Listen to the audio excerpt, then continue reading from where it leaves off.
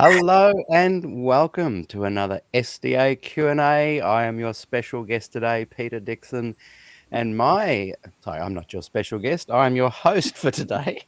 You're my special guest. I need more sleep. You're interviewing me today, Connie. My special guest today is Connie French. Great to have you here, Connie. Thank you, Peter. And I'm really looking forward to having our discussion today. You've written a new book, and guess what? I was going to have to, put up a screen saved picture, but in the mail just now. One of the reasons we're probably a couple of minutes late is I checked the mailbox. Let's have one of those unboxings from Connie French to my doorstep. I have the book, and that's awesome. I've got some friends that already have their copy, and I was very jealous. And so I'm glad I've got it. And I can flick through, look at the contents, ask some questions from it. But I thought it might be interesting just to read the back of the book. And I've got it on a screen here that I can share. And then, Connie, I'll hand it over to you to tell us a little bit about yourself. Lots of people watching. Welcome, everybody. Good to have you here this morning or Wednesday afternoon or evening if you're from elsewhere in the world. And if you're in the UK, you're probably not watching at all because it's like 2 or 3 in the morning. Okay, here we go. Let's see if I can bring this onto the screen. And I'll read just a little bit of the back of the cover. So here's the back of the book there. And Connie has written, "Religion broke my heart. A sectarian evangelical authority tore me away from my spiritual awareness of God. Nurtured in childhood wonder by the Australian bush, it landed me in a war zone with my trusted inner self. Evil intruded into my picture of life. Trusted people became predators. I was ambushed by the deep sadness. This book is the story of my desperate search for some unknown relief from the grief of rejection, deception, and the bullying that is spiritual abuse. When 2 words shone like a light from the text of the book I was studying for a master's degree, I was amazed. Enlightenment that required abandonment of current goals gave wings of hope to my heart for the journey ahead." That's beautifully written, but obviously about a very distressing time in your life. Before we dig into the book, Connie, tell us a little bit about that life that has led you to the writing of this book. Peter, I feel that having written this book, I've done my job in some way. It was a strange feeling. I felt that I had a mission that I had to accomplish. I felt that all my life, and writing out my whole spiritual experience and so on in life has made me feel that that is what I was meant to do. And having done it, all I need to do is to share it now, and and I feel accomplished. You feel liberated and like you've achieved this goal. So it was That's not right. only cathartic, but you wrote it not just to feel that release or to achieve a goal, but No. obviously to help other people as well. Well, we were brought And up to have a mission, you see. We're always going to be missionaries or something, weren't we, as that's children? right. And So so I didn't ever lose that sense of mission, I think. yes, But yeah, my ideas of mission changed a lot because I found that the really important the limitations that we have as people is from what we have learnt ourselves from our experience. And so the whole of Christianity really is based on witness, and you can only witness to what you understand. You can't tell other people what to believe or what to think or what to feel or anything. And this is a really important and humbling experience, I think, to realize that you only have what you know and what you've experienced yourself. yeah. And people are all different, of course. One girl told me at coffee yesterday, I go to a little coffee group, and she said, "Oh, I'm halfway through your book, and it's too deep for me." Mm. And I thought, well, that's all right.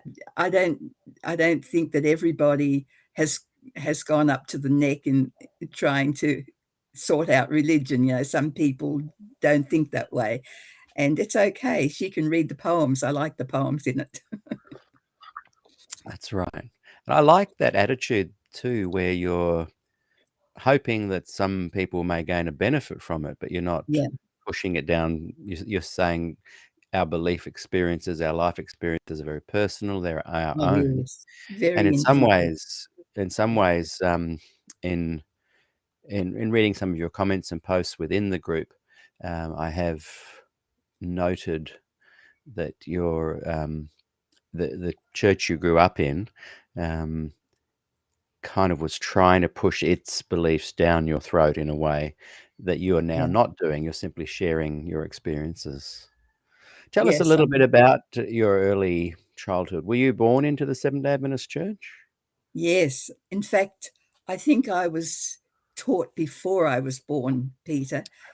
Before my mother, before I was conceived, or when I was conceived, my mother went along to a Seventh-day Adventist church group of mothers who were, or prospective mothers, and there was a set of books. I think there were 5 in the set, and they started off from babyhood and then through early childhood, growing boys and girls and things. And they used to sit around in this and discuss, and they had statements in it from E.G. White and the Bible and so on.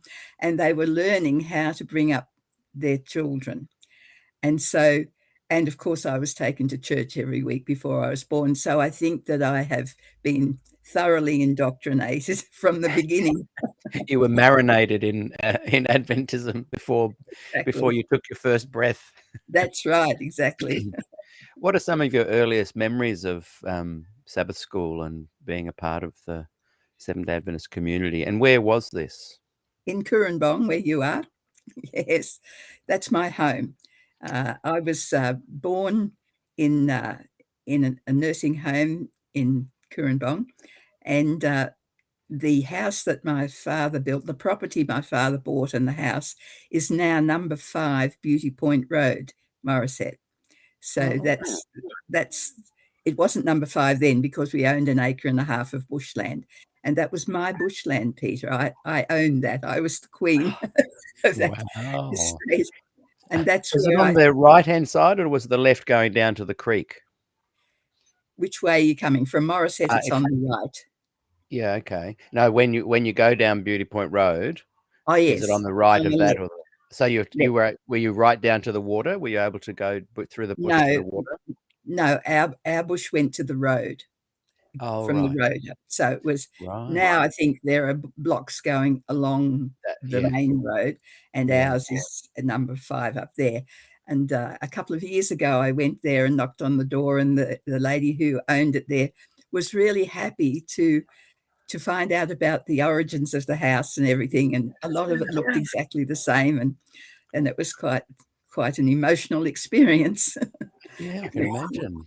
That I just loved the bush, and that's where I felt most at home as a child. I felt that I've always believed in God. I don't think it's possible to argue yourself into a belief in God. I don't think God is the end of a conclusion of an argument. And I think you know God or you don't in some way.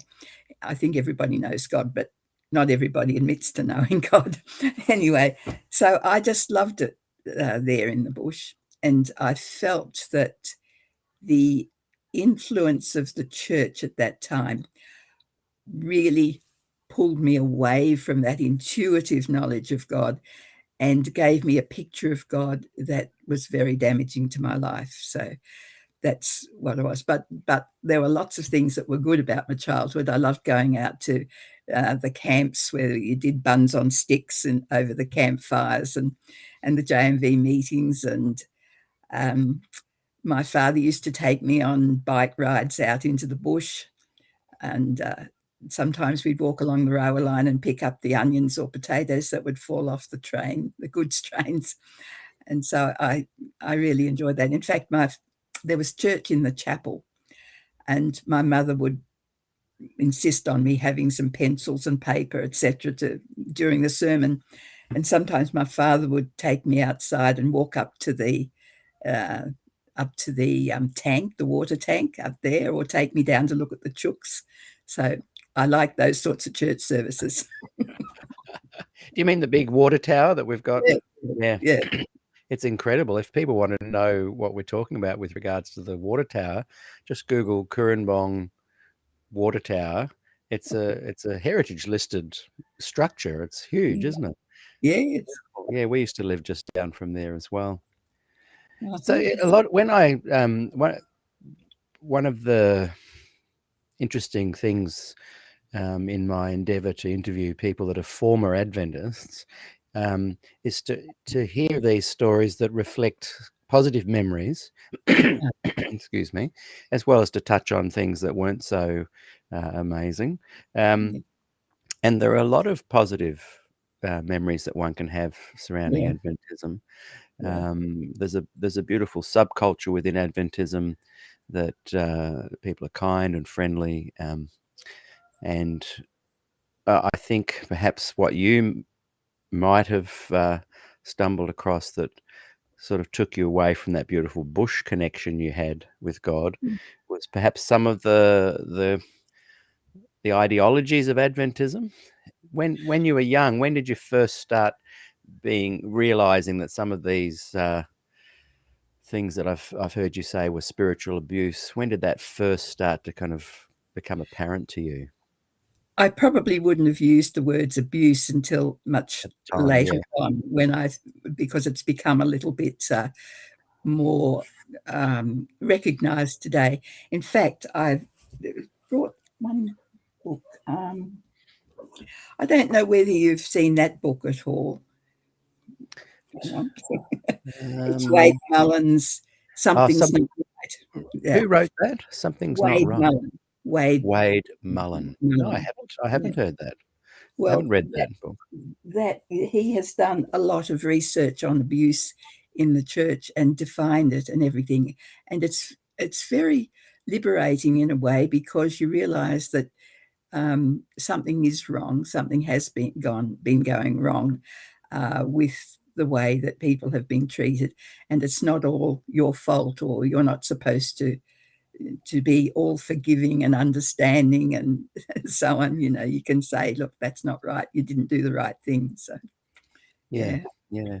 So when did you get this first inkling, though, that something wasn't right, perhaps with some of the ideologies of Adventism? It wasn't an inkling, Peter, it was a thunderstorm. I talk about it in I call my chapters discussions in here. So that's the 11th discussion in Real Life Miracles, for instance. And yeah, that's just an illustration of discussions. And then I have I like that. Yes, discussions. Sorry, I'm just looking at my book. Yeah. And the third discussion, I think it is the being ambushed by the deep sadness. And that is a crisis that came in my life, which I only understood the significance of many years later, when I was in a psychology class with a lady who, I talk about this in the book, a lady who was very good at Carl Jungian theory and deciphering dreams and everything. And of course, she doesn't tell you what your dream means, but she assists you in understanding what your dream could mean. And so one day when it was my turn to offer the dream, I told her about this dream that I'd had quite frequently in my life.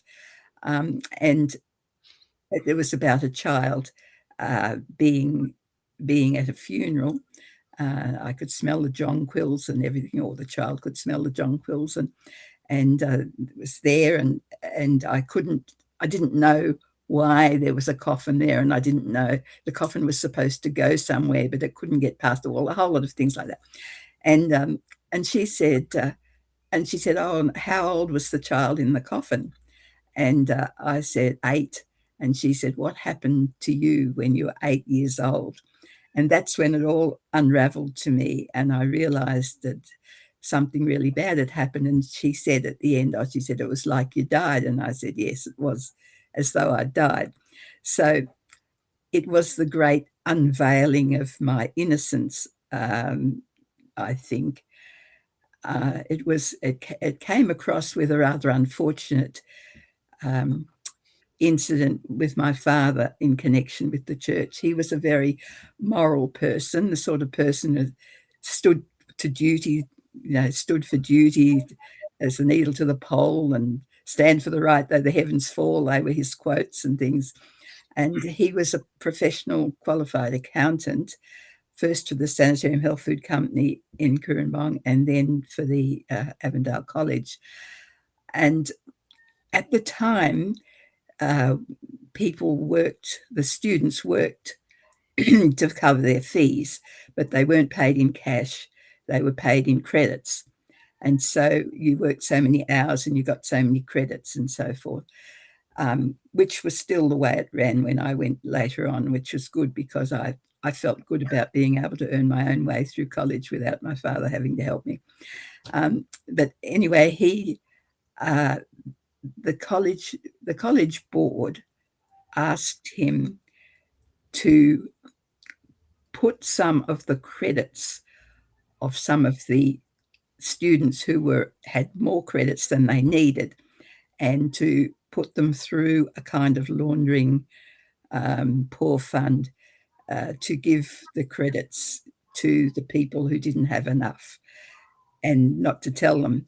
Now, this is not something that wasn't known at the time. I know people who knew that went on. I found out documents and things later on. But my father thought it was quite dishonest not to tell students about this and not to fiddle with the books. So he wouldn't do it. And so that was the big crisis that came. And so they threatened to sack him. And he said if he did that, he would report what was going on. And anyway, it wasn't a very nice story. Anyway, it's the first time I saw my father cry. It was a terribly stressful occasion. My mother was crying and everybody was upset, and we were transferred to Brisbane. Dad was given a job as a Sanitarium Health Food Company accountant in Brisbane at Roma Street up there.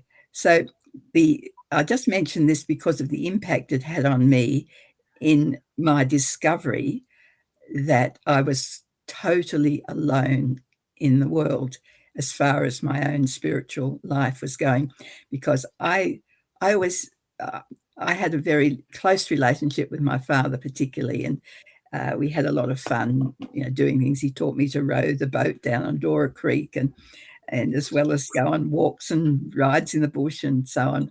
And I used to think, as long as I've got my father, I don't even have to worry about God being angry with me because I've got my father. So anyway, when this happened to Dad, and I realized he was out of control of my life. Nobody was in control of my life for good. Nobody could fix it. Nobody could help me. And nobody was even interested in how I felt. Nobody asked me. Nobody cared. And I suddenly realized that the world wasn't on my side at all. I lived in this great big world of people who were in control of my life, but without any reference to how I felt about it. So in a sense, that started in me this deep grief, which didn't go away for many, many years. So Wow. it got added to. Yeah. Wow. Like nobody, to feel that nobody cares enough about how you feel to even take you into consideration. It's quite a overwhelming to me, because I had felt so loved beforehand. Had I not brought up in a home where people didn't care or anything, I might have not worried about the rest of the world not caring. But when I felt the whole world cared about me, Mm. then to find out that nobody cared about me specifically. Do you think it's because of that stressful situation, your father in some ways, I'm not trying to assess the situation, but had some kind of a breakdown or a massive schism in his life that turned his attention away from you, and you'd previously been getting the focus you needed? Do you think that's was the turning point there? I The think that trigger point? he had to, he had, Dad never left the church. I think Mhm. Dad grieved all his life. I think he was a loyal member of the Adventist church. He never wanted to leave. He was always struggling with this feeling of being rejected. And he wrote a lot of books and things to, I think, trying to persuade people about things, not complaining and criticizing about the church, but the doctrines and so on. But he never left. And this was the big problem eventually, because he was put in this situation when I finally told him that I didn't believe in the prophet E.G. White, in her expression of the investigative judgment in Great Controversy, and I no longer held to that belief. He was absolutely devastated. Oh. I remember How old were you telling at that point when you told him? this was when after I was married, so I'd be in my 20s. Right. And he was visiting us at home, and he was in the bedroom, and I just took him in some breakfast or something, and then we had a talk, and I said, I don't believe in this doctrine anymore, Dad. And he just burst into tears and just sobbed and Wow. sobbed and sobbed. And he said, and so he was put in this really stressful situation of having to choose between his love for his daughter and his love for his church or his faith, his self-love, really. It's your self-identity. You have to stay true to yourself. You have to stay true to your own faith and beliefs. But here he was torn between being my parent and being in opposition to me in this faith sort of situation. And he just dismissed me and said, "Oh, Wow. you'll." He chose his own life. He chose what he believed was his own faith, of course, and himself, which was the right thing for him to do. But it tore his heart apart, but I Mm. couldn't fix it up, and I'd felt really badly because I always wanted to love my father. I'd agreed Mm. always to be his pal, sort of thing. He used to tell me stories and things, and you know, we were good friends. Well, so I was terribly distressed too, because I could not authentically make it right for him. I couldn't Mhm. perjure myself and say, well, I really No. do believe and I don't, and that'll make it right for him. So it was an absolute separation of faith, and and it was the end of our relationship as we used to be. We were never the same again, of course, Wow. because he held that I had deserted him. I had deserted the church. I had deserted God. He would never see me again. He'd be in heaven and I wouldn't, and things. I was Mm. part of Babylon, all that kind of thing, which was very distressful. Um, but I knew underneath that as a father, he still loved me. And mum too. Mm. They were really good parents. My mother was a mother tiger. She would have stood up for me, whatever. And that Mm. even though she she didn't um, she didn't have that interest in my feelings, but this was quite common in those days, Yes. in that Yeah. feelings were not important. And you still hear it preached today that your feelings are not important. Yeah. It takes a while to realize that your feelings are your guiding light, actually. It's interesting. Yes, 100%. And it's interesting that around 8 or 9. My daughters are 8 and 9, so I'm listening intently because I want to All right. ensure that this doesn't happen to them. I love them no matter what. They come first. My family, my wife, my girls. So you had this deep grief that kind of Mm, descended, the sadness, mm, and then we're working through that. Obviously, you've finished school, you've gotten married, you have this mm, conversation with your father, and yet again, you're feeling this rejection or this kind of grief or this idea that, the you that is you isn't being validated. mm. How did that make you feel at that point? Had you had a young family by then, or was it just a young married Yes. person? Had I or hadn't I? I'm hopeless on Not sure. dates and times and things. But either way, how did you respond to that Well, conversation? Like you've mentioned how it kind of um, it ended. forced a separation with you, Yeah. but Well, did it further entrench this feeling of deep sadness? it made us both desperate. Reinforce it? I think it made us both desperate to restore the relationship, and for a long, long time. Um, and of course, from Dad's point of view, that was making me believe what he thought I should believe. And from my point of view, it was standing up for what I believed with Mhm. my own integrity. And so this is the problem when relationships are built on mutual agreement on beliefs. That's not the basis. The basis of relationships is mutual respect and love, and no matter what you believe, your business, what you believe is not my business, really.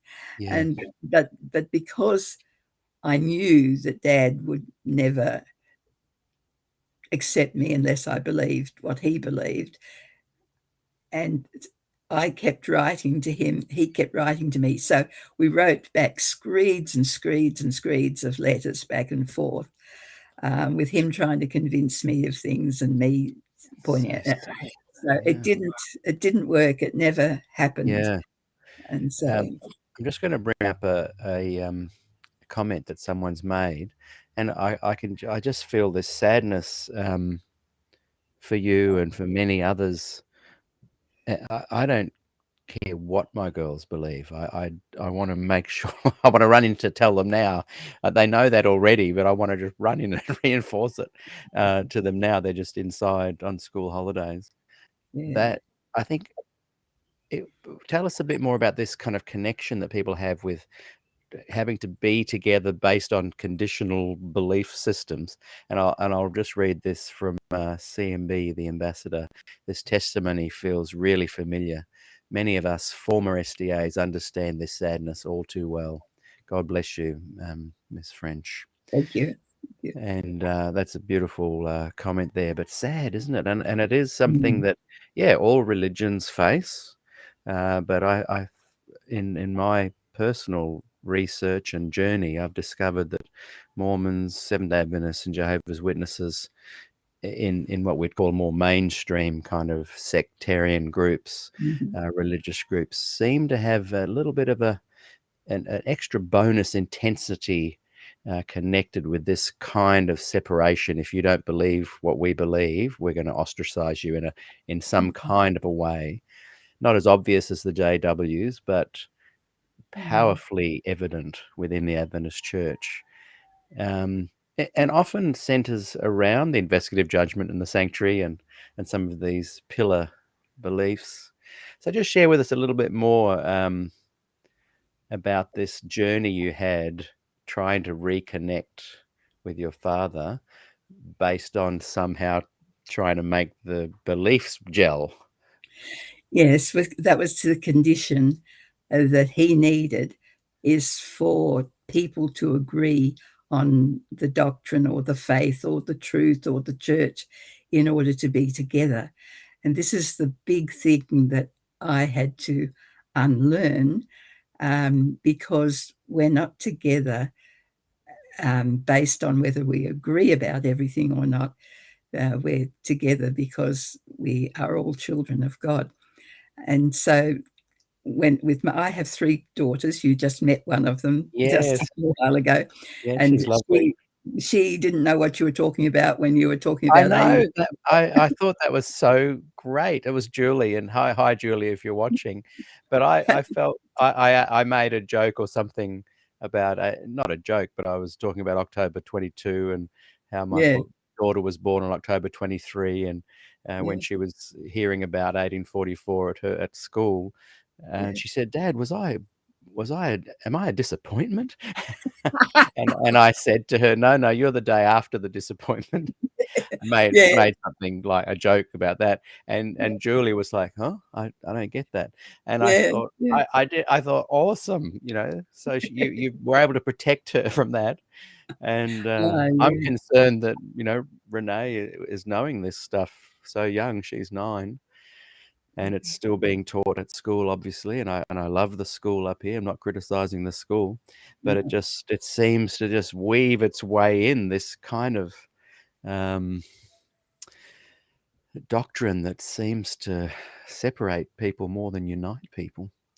Yes, only because it's allowed to do so, and it's based in the there are two ways of thinking about God in relation to humanity, and this is at the bottom of all of this kind of conflict over beliefs, I understand. And this is the big thing where I changed, and I changed this as soon as I saw this different way of looking at things. I knew that that was right. I knew it was true for me. And this was when I was studying for my Bachelor of Divinity degree at London University, through London University. And I came across a book by Roland Bainton on the Reformation in England.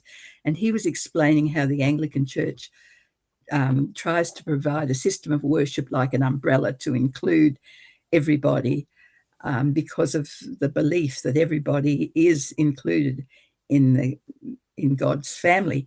And suddenly I kind of realized the big difference, because I was brought up to believe in the evangelical kind of fundamentalist kind of way of thinking that everybody is outside until they come in.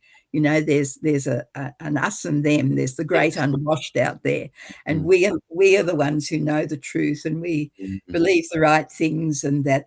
And you're not right until you believe the same way mm, as we do. You've got to come and be converted, and so on, which is a huge message of rejection to start with. You're mm, rejected until you come in. And then when I realized, and I believe it's the biblical teaching, certainly Jesus was inclusive. And the real thing is that we're all God's children. In him we live and move and have our being. We're all his offspring. And so we're all included unless and until we put ourselves out.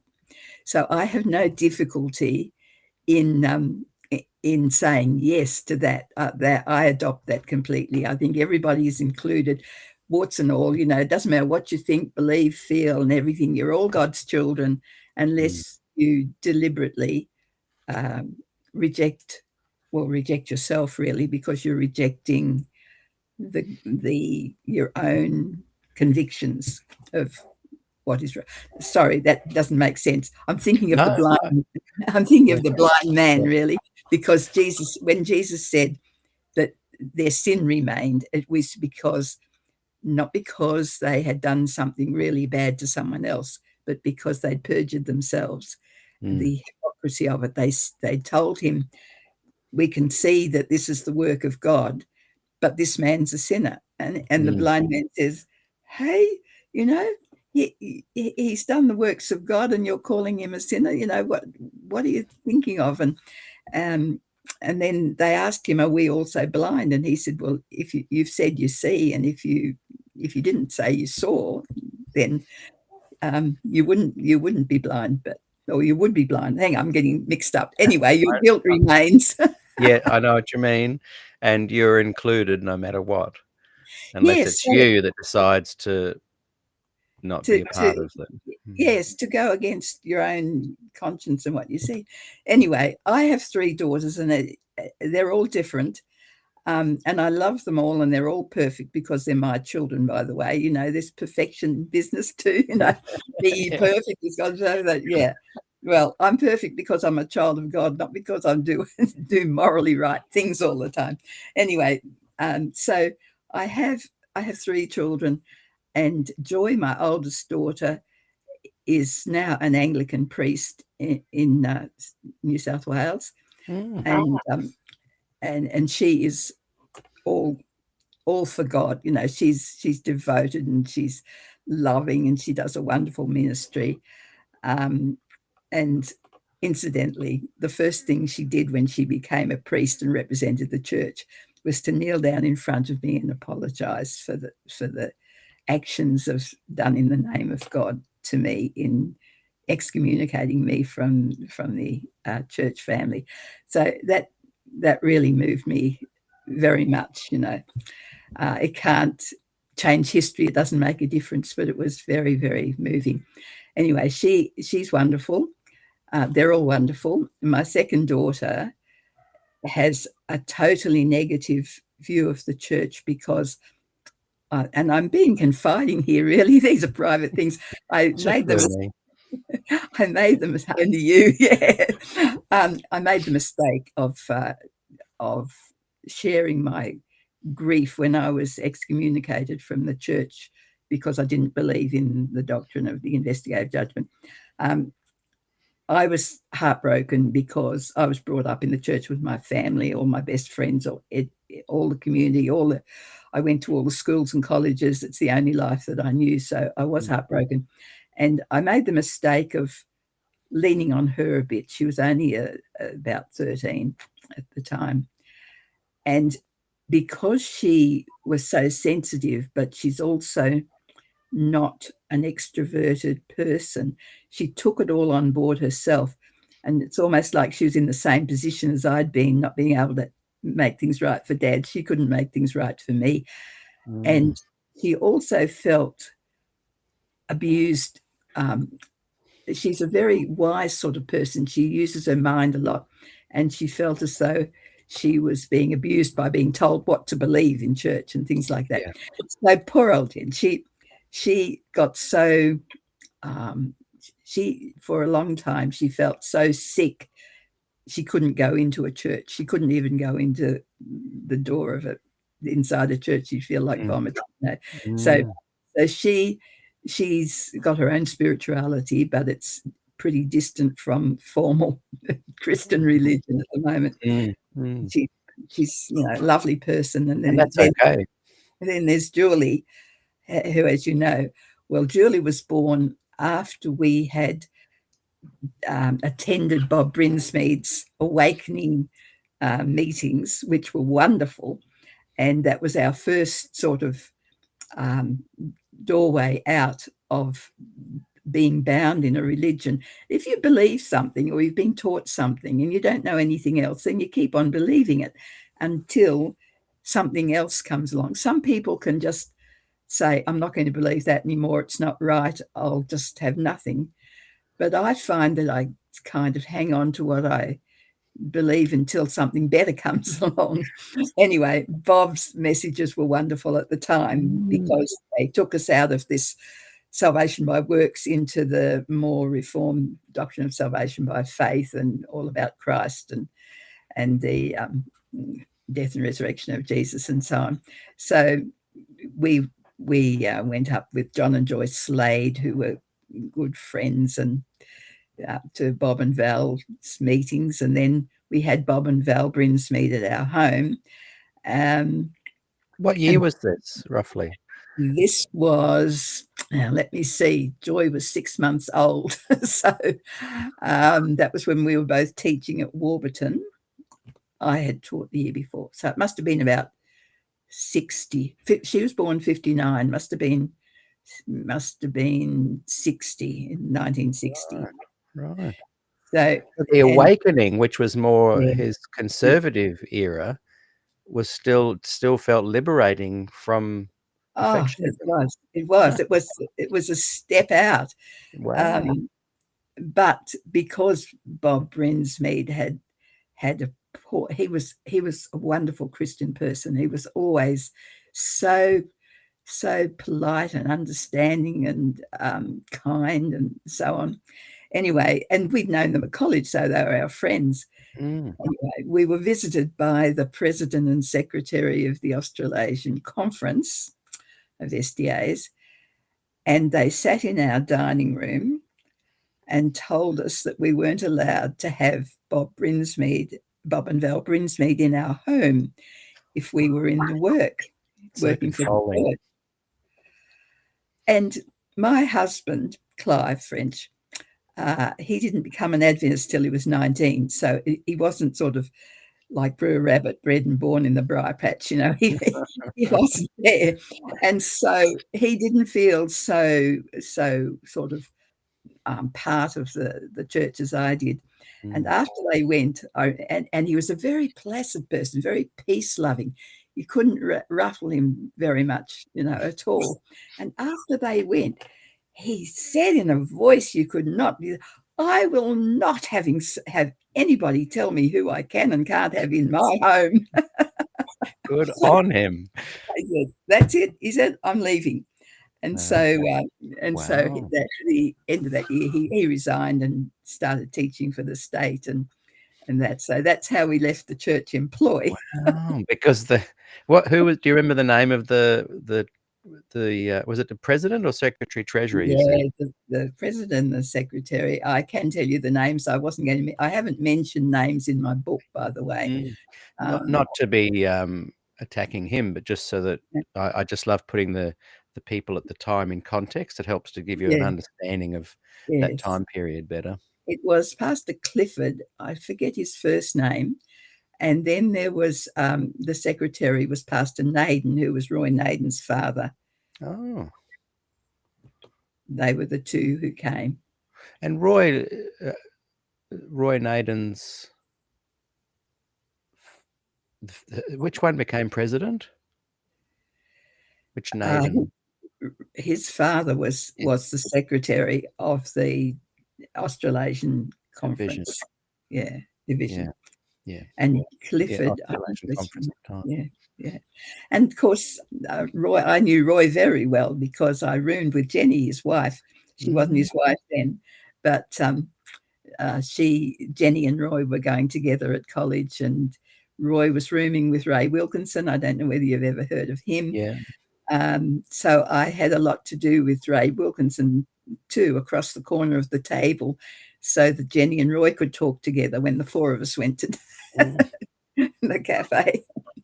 So I'm guessing that Bob was invited around again, and oh yes, fruitful discussions continued. Oh yes, we went up to Shepparton actually, where he was being hosted for some meetings, and yes, we got together again. What was the vibe around him? He must have had and he still does. I enjoyed my interview with him. This is episode 21 of season 4, and he was episode 20. And he's got this charisma about him. Was it magnified back then? Was there something about him that really got people's attention? What was it, do you think? Well, I think it was his integrity as much as anything. Bob is, if anything, he's an integrous person. He's not prepared to pretend when he thinks something, and that is why it seems a little strange now to hear him when he's been reading so many of these scholars, and well, I've heard tapes and things of them too, but I don't put a lot of credibility on some of the scholars' speculations when it comes to the Bible. I don't know whether you saw John Rosier's comment about this in response to Gillian Ford. I read it last night. Did you? Yes. Well, that I was, and you read my other bit, did I? That I said I was doing my General Certificate of Education to qualify to do Bachelor of Divinity for London University about the same time, and I did the Biblical Studies GCE A level too, and that's when I was introduced to all of these ideas, and I'm sort of interested in them, but I didn't find them credible. maybe because I had a different viewpoint. If people already agree with someone, then they think, oh, yeah, that's a good argument. But if you don't already agree, you think, I don't think that's very good. So I Yeah. don't agree with them. And the thing I love about Bob to this day, and wherever he goes with whatever he thinks, he remains true to himself. And this is a He little bit what we does. were saying before. Yeah. And a lot of people have written to me and said, "Oh, but isn't he a non-believer now, or isn't he agnostic?" Or to me, none of that matters because he is being true to himself. And in the definition you mentioned before about if you want to be not included in this realm of God. And I think Bob was saying that God is love, and then you're only not in that umbrella when you go against your conscience. And I Yes, thought that was that's good right. when you said that, because I hadn't thought of it that way Yeah. before. No, And that validates for me even more my respect for Bob, because yeah, he's being true to himself, and he's a man of exactly. integrity. That's right. And We were so brought I up. kind of enjoy reading about his little rabbit hole journeys as he Yeah, explores new ideas and thoughts. yeah. We were brought up to think that there's right and Yeah, right and wrong are identified by the moral law.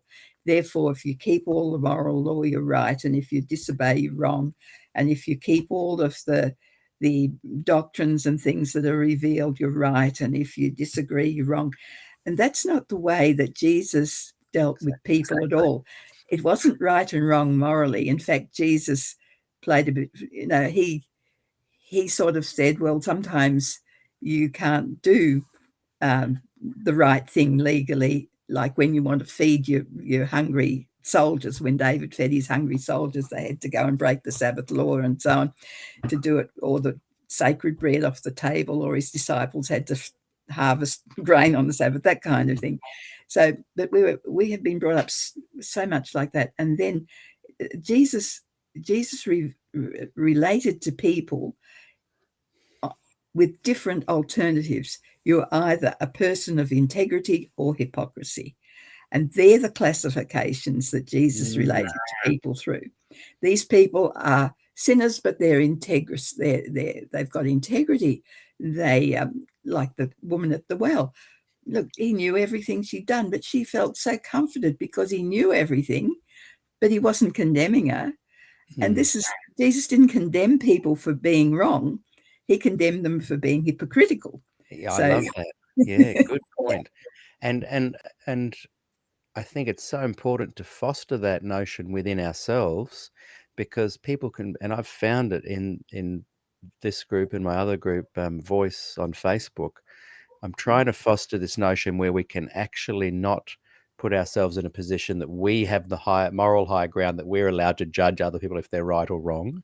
mm, And I think I can see that developing. It's great, but there's still a mm, tendency for people to go, "Oh, Bob Brinsmead, does he believe this now? Well, he must be wrong." Well, yeah, no, look at is he being hypocritical? Look at that before mm, you judge. He's not actually yeah, being hypocritical. He's being true no, to himself and his conscience. yeah, So he yeah. remains in that beautiful realm of Self-acceptance. inclusion. Yes, Yes. self-acceptance and inclusion, and we've got to be very careful in our judgment of others. That's why, to me, when I name names, it's a framework I just put up there, because I was trying to remember, and I'll bring it up again. Thanks to David Potter, just reminded me that L.C. Naden was president of the division 62 to 70, He and he must have was been quite, secretary before. and he was so L.C. Naden was the father Father of of Roy. Of father Roy. of Roy. Yes, right. Yes. I just like to put that framework in place, not to Mm, judge the people, but it just helps no, to set the scene. So, mm, just back to when they'd come around and said you're not allowed to have Bob visit. I mm, remember in the early '80s, a pastor friend of mine, or a mentor, or showed me a fax that he'd received from the division, top level division, and they'd said that you're not allowed to have Desmond Ford or George Burnside speak in your churches. oh, This was yeah. in the Mm, division, our division, And I remember as a young person thinking, what? That's ridiculous. Like, Mm. yes, they're polar ends of the spectrum, some would say, but our leadership tends to go, well, we're just going to cut off all the problems, and Yeah. instead of allowing people to use their own minds to engage in conversation and listen to people share their ideas. And that had a big impact on me. And by the sounds of it, your husband and yourself had a huge impact when the Mm. leaders were trying to say, you can't have this person in your house. Mm. And that, as you said, led you guys to actually leaving. But you mentioned that before that, you had started to struggle with the investigative judgment and the sanctuary doctrine. Yes. Yeah. Can you just unpack that a little bit more? Tell me when, like time period, what years roughly, how old you were, if you don't mind me asking, because that to me also sets the scene of what age we are when we face some of these issues. And I'm interested in your process of going from a believer in the investigative judgment to not believing it. What was that trajectory? Well, I think that the things that happened in my life were all miracle things. Now, when I say miracle, I don't mean God interferes with things and makes things happen. By miracle, I mean the coming together of events and happenings and who I am and who another person is and what happens that you can't control, you can't sort of make happen, but they just happen, and then all of a sudden you have a enlightenment or something. And I could not have set out to get where I am on a road like and just say, well, this is the way I'm going and I can see it. I went round and round and off track and through mazes, and my life has been largely a record of all the wrong things I've done. The book's full of all my errors, actually. It's got a whole chapter on fake Christian love. I did the lot, all of the wrong things. So, and the damaging results of Yeah. the doctrine I was actually taught about the death and resurrection of Christ, what love is according to what is taught. I did all those wrong things, and they do damage people. Anyway, what was the question again that I'm supposed Well, to? I'm like for some reason, um, when I left the church myself about 6 years ago, Yeah. in my mind, I'd kind of left a lot earlier, but I loved being a part of the culture, and Oh, particularly yes. musicians have their own culture within the Adventist culture, Yeah. Yeah. um, which is a wonderful fraternity to be a part of. And I'm still friends with, I think, 90% of people in the church anyway. Like, Yeah. um, Oh, yes. I'm not dead. I'm still still here, and we still communicate. But Yeah. early on, I remember being in a meeting, and I just said to a lot of young people, we were just sort of gathered around chatting about the church politics, and this is about 10 years ago. And I said, "Oh, by the way, what do you young people think about the investigative judgment?" And like I said, about 20 people Yeah. were there. None of Yeah. them had even heard of it. And I was No. like, "Wow, that's interesting." Now it's big again now, and most young people do know about it because recent administration with Ted Wilson Oh, ensures that the Adventist doctrines are being fully spread once more. yeah. But I'm interested in how so people Yeah. who defend the investigative judgment and are apologists for the Adventist version of the sanctuary and the judgment, they're very fervent about it, and there's almost nothing you can say to sway them. Your Mm. dad would have been like this too. So I'm interested in talking to people that have gone through the journey of believing in the investigative judgment to not believing in Yeah. it. And what Yeah. little milestones did they come across on the way that confirmed for them it's Yeah. not biblical? Well, it's very important, especially when I was a young person, because the church is built on that whole theory of the investigative judgment, 1844, and all the rest of it. So that when I stopped believing it, I was excommunicated. That's how important it was. And Mm. this was before the Des Ford era. In fact, I actually made a special trip up to Avondale to consult with Des Ford when I came to the conclusion that the investigative judgment was not true to the Bible. And he was not ready at the time to admit to himself. I had this discussion with him privately. It was very Like, nice what of year him. was this again? Now, Oh I just dear. roughly. It was before Des admitted that he didn't believe in the investigative judgment, and I Right, knew by talking to him that he didn't, but he wasn't going to let on. Well, right, I was pretty sure that he wouldn't. I also talked to Norm Young at the time, right. So and maybe mid-60s?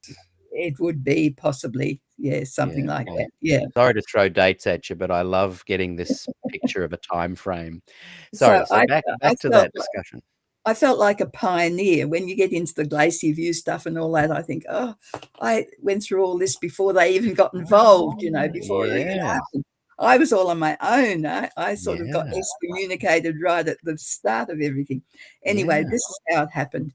When I was still, only in my teens, I think anyway, very early, I had a talk with a guy called Orm Batty, and I don't know whether you've ever heard of him. He belonged to the Church of God. And of course, in my enthusiastic, mission oriented mind, I talked to him about, asked him about why he kept certain feasts and things like that. And he said to me, well, he said, that you can't prove the investigative judgment, and you can't, support that from the Bible. Oh, says me, Oh, yes, I'm sure I can. yes. So then became a lot of correspondence between him and myself. And I finally realized that I couldn't support it. And And he was a pastor, was he? Or what no, was his? he was in this it's offshoot from the Adventists, I think, wasn't it? The Church of God in some way. Right, yes, sorry. Yeah, I just wasn't sure if Yeah. he was an Adventist before that or No, I think right. he I don't know whether, but he Yeah, might have been because he knew about it, so he yeah, might have been. okay. So, But often people start to lose their faith in the investigative judgment because they want to defend it. So that's right. you had this position, right, I'm Yeah, gonna prove it to yeah, be true. So that's right. tell me what that was like. What were It's where did you go to find the evidence for it? Well, I studied Mrs. White, of course, in the Bible and so on. Um, and I studied it myself, sort of argue things through. But at the same time, or was this a bit later? Who knows? I was going to do some work through Melbourne College of Divinity, and they said, "Oh, you'll have to take an entrance exam." Well, I saw the exam. They gave me the exam, and I said I can't do that because the exam was all about modern theologians that I'd never heard of and things like that. So they said, "Well, you can do a mini thesis, essay on the Book of Hebrews if you like." I said, "Yes, I'll do that." I was thrilled to do that, and so I did it. I had to read it in Greek, of course. So it must have been after I'd done my Bachelor of Divinity degree. So that, yeah. Anyway, I studied originally because I wanted to be accountable to academia for my knowledge. I wanted to proclaim the Adventist faith, but I wanted to be accountable to academia. So I decided to do the Bachelor of Divinity. Um, so, so when I was doing the essay, I was going to do a Master of Theology or something through Melbourne College of Divinity. But when I did this essay on the Book of Hebrew and I read it and looked up the Greek meanings of the words and the Day of Atonement and how it was completed at the cross and all that kind of thing, if it were, if that's what Hebrews is talking about, then I thought, oh, this is so off beam. The Adventist doctrine of the investigative judgment is so wrong. It's just so misleading. And I Wow. realized that all my life I'd been taught the baby in the manger and the coming again, and I hadn't learned the gospel of the cross. I Mm, didn't. I'd never been taught that of Jesus dying on the cross and raising to life as being the heart of what the gospel is all about. Adventism in the sanctuary and the judgment, the investigative judgment, it's a real counterfeit gospel, isn't it? Yeah, it is. What sort Yes. of things, though, that led you to that? You've said, "Look, I came to believe that this was this," but I'm just trying to dig a little bit deeper as to what sort of things did you suddenly go, "Hang on, 2,300 days were day nights. That means it's less of a time period? I What didn't go. evidence did you find I that, can't remember right? anything I dug into then about the time period and the 3.5 years and all that kind of thing, and the day for a year and so forth. I just assumed that the texts that were given supporting it were the ones that did.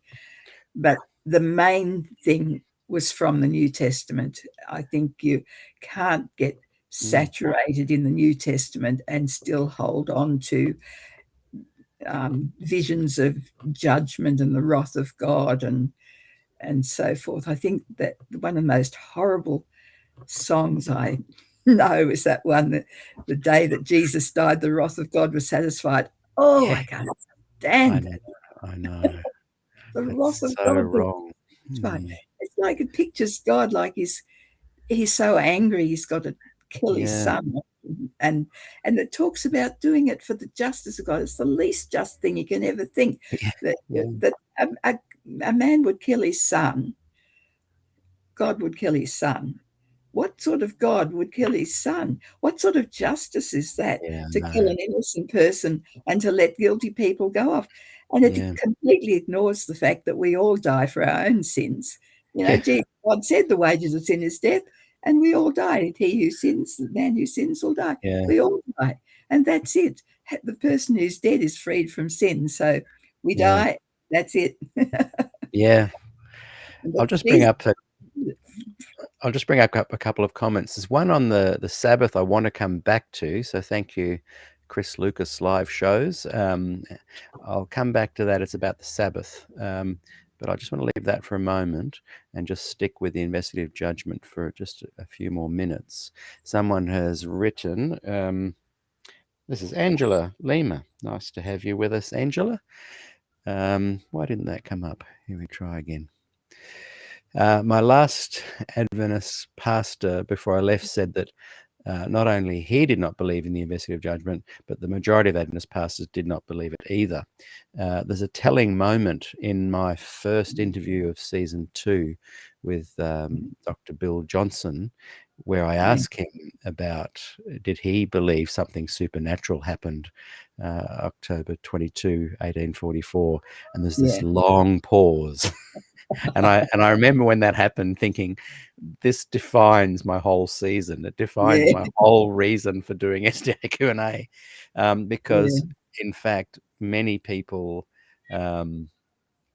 do say to me behind the scenes that they don't believe in the investigative judgment, and a lot of them are high up in the church or actual pastors. They never yeah. say it publicly, of course. What are your thoughts on that, and what Angela just said there? That he did not believe the pastor. I may have said he did, but yeah, my last, Yeah. I'll just bring that up again. Well, I don't know. I don't really know how the identity of Seventh-day Adventism can be maintained if you discard that doctrine, because the whole church was built on that doctrine. It was built on an event of Jesus going to the most holy place and the investigative judgment beginning, and therefore the second advent and the three angels' messages going out and saying the hour of his judgment's come, and all that was applied to the investigative judgment in my upbringing. And therefore, how are we going to be judged? We're going to be judged by the law. Therefore, everybody has to keep the Sabbath. Therefore, the Sabbath is the identifying mark of the church. Now, if you take away that doctrine, then you've got to look for another basis for existence for the Seventh-day Adventist Church. Exactly. And that's why I think they don't say anything about it, and that's why the leaders will often ensure that it's not talked about that much. And that's why I came to that point about 10 years ago where every young person in that room had not even heard about it. And I No. thought, well, I'm going to make it my mission that people do get to hear about it. Um, But you're right. Without that distinctive doctrine, Adventism falls. that's right. And the problem is the framework I spoke about before, that people are accepted or rejected on the basis of their belief. Now, once you have that, that's your rule book. On the basis of belief, they're accepted or rejected. And then the people who don't believe in the accepted doctrines or the creeds, they have to pretend that they don't, or they have to pretend that they do believe when they don't, or they have to hide what they really think. They can't be themselves. Yeah. Now, if you come, this is the whole problem with religion as such. If you find that you're not allowed to be yourself and you can't be what you're supposed to be, then you're virtually non-existent. You know, they say you can't be a person. You know, Yeah. you've got to believe this. If you can't believe this, you've got to be. Exactly. You know, Yeah, it's well said. hopeless, which is That why you've that got to be yourself or not. exactly. And that's again back to the hypocrisy. Jesus Yeah, only looked for people that were hypocritical. That goes yeah, back to what you were saying earlier about, being true to yourself and your conscience. It's that's right. I just don't know. Like you asked me off air when I was fairly new to leaving, and why did I leave? Yeah, Only like 6.5 years ago, and it was because I realised that although I loved the music, I loved the subculture, I loved traveling around and performing music within the church, I yeah. couldn't be true to myself now that I had young daughters. I kind Yes, of didn't yes, mind if it was just me, and because no one was really putting me on the spot. I was just playing yeah, music and traveling around, yeah, yeah, and I enjoyed that life. And I had quite a I do music in the secular realm and other denominations and in yes, all sorts of communities. So I felt that I was just enjoying life. But as soon as I was confronted with looking at these gorgeous little girls, I thought yeah, one day they're going to say to me, "But you don't believe this. How come you're an Adventist?" And I thought, yes, I yeah, have to be true to myself, but I needed that little yeah, nudge. What do you yeah, think that a lot of these pastors that even Bill Johnson, when I said, can you be an Adventist and not believe in the investigative judgment and the 1844? And he said yes. I struggle with the apologists that say you can be, although I have many friends who don't believe in the investigative judgment but are happy to be Adventist. And I don't want to yeah. judge them, but it just as No. an onlooker, I don't even understand how they can. What are your thoughts on that? How do you think they Oh, can I think they juggle that? can. I think they can because they're not preaching it. They're not actually teaching what they don't believe. They, Right. as long as they don't feel compromised, like some people stay in ministry in the Adventist church or in any church, they'll stay in ministry because this is where they can use their talents and their gifts and they can talk about Jesus and they can love people and be helpful and so on. I would never have left the church myself because I didn't see any need to. It's just that the church Right. required to excommunicate me if I didn't believe. But I didn't, it wasn't as though I was going around preaching it or anything. Right. It was, I was asked deliberately, do you believe in Mrs. Wise, the prophet and great controversy and investigative Right. judgment? Then took a vote and I'm out. Right. So this basis of accepting or rejecting people on the basis of their belief is quite unchristian. It's Yeah. just not what Christ did at all. Yeah. And this business of integrity is what it's all about. Now, I'm quite sure people can stay in the church and have this integrity and they speak what they understand and believe about God and Jesus and that, and they're not compromising themselves. It's only Mm. when you feel compromised that you have Right. to take a stand. If they Right. say you've got to believe this to be an Adventist, got to believe it, and you don't believe it, then you know, Yeah, you that's know, very insightful. I like that view, and that if, explains. So A, if they cannot be put on the spot, and B, if they're not in a situation where they have to preach it, yeah. you see that they can probably exist within it without too much of an internal conflict. I think so. Well, that's up to them, isn't it? Yeah. We are the ones who know whether we're compromising ourselves or not. Oh, Mm. and by the way, my book, which I might just hold up and Yes, mention at this let's both moment. give this a plug. Available, is it available as a Kindle download too? Yes, on Amazon. I can't get that quite. Oh, there it is. It's hard, isn't it? It's always might be Yeah. reverse mirror. Ah, that's it. I It's back to cannot front. wait to read it, especially after our conversation today. As I Well, it mentioned is. to that just came today in the mail. I cannot wait to read it tonight. It's all about yourself, really. It's all about being at home with yourself. And the Mm, most important thing is it ends up, my last chapter is I discover God. Now, I told you before that as a child, I already always believed in God, and I don't think you can prove it. I think you do or you don't. I think you believe in mm, God.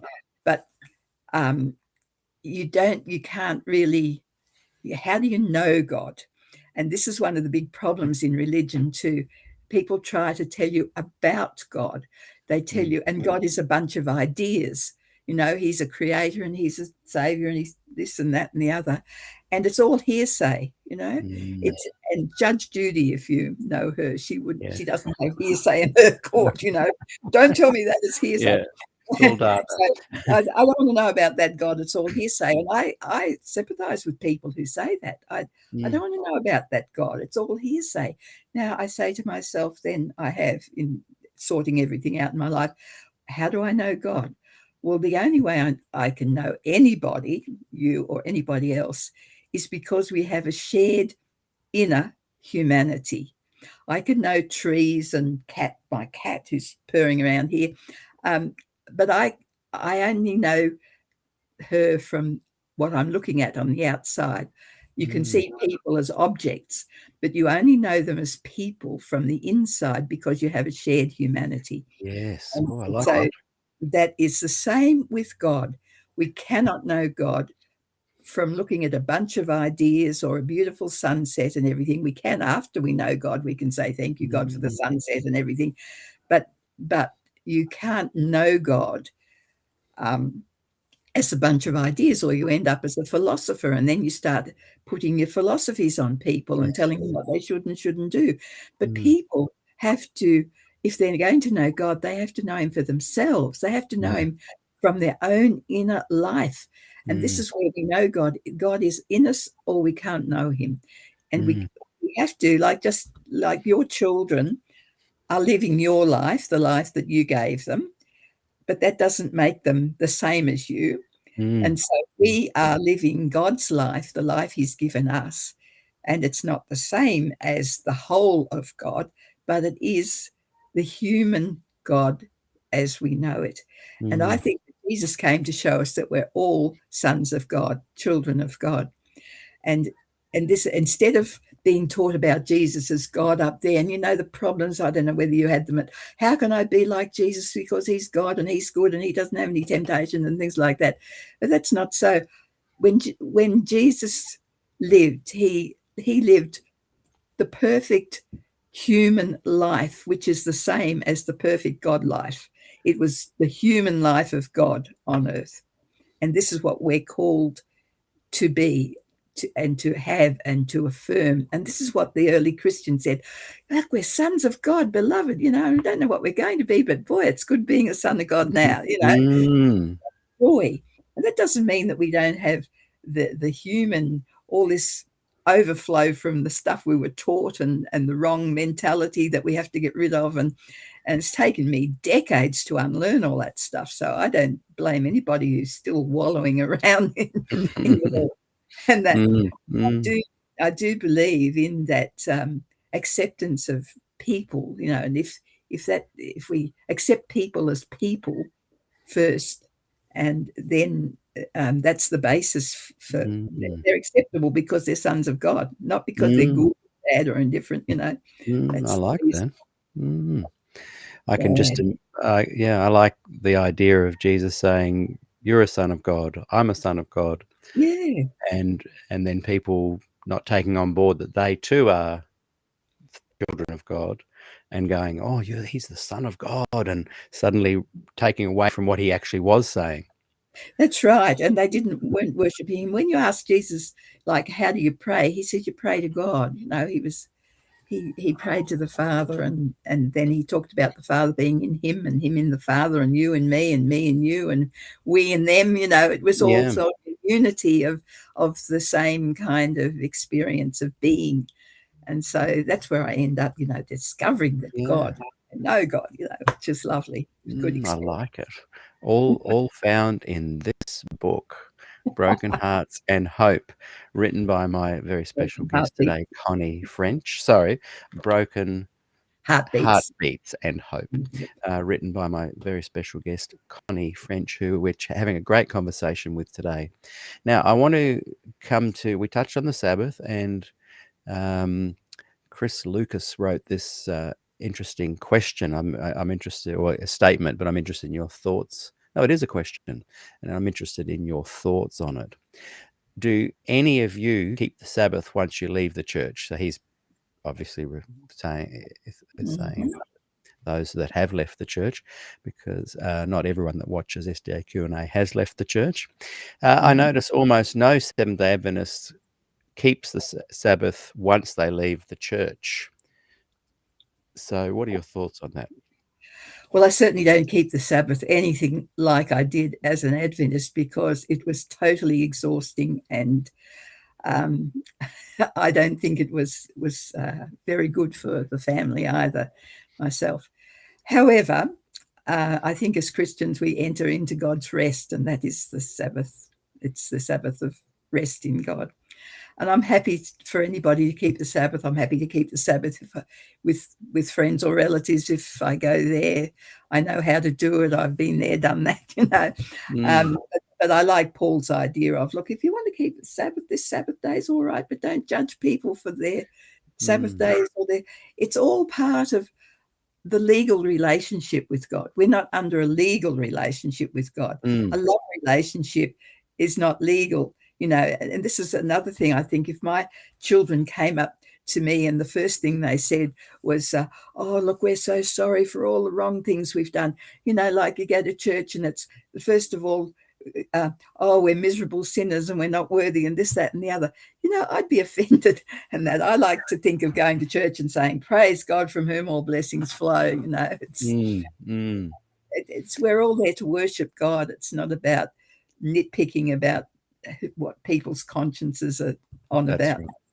And I think when people leave the church, the Sabbath is now clearly not a salvational issue. Keeping it is not a salvational issue. And I think that's why Yes. I've forgotten who wrote that again. I can't find it. But that's why it's sometimes they're confused, because they'll see people as if they're keeping the Sabbath, then suddenly not keeping the Sabbath. It's just the perspective has changed. It's no longer a salvational issue.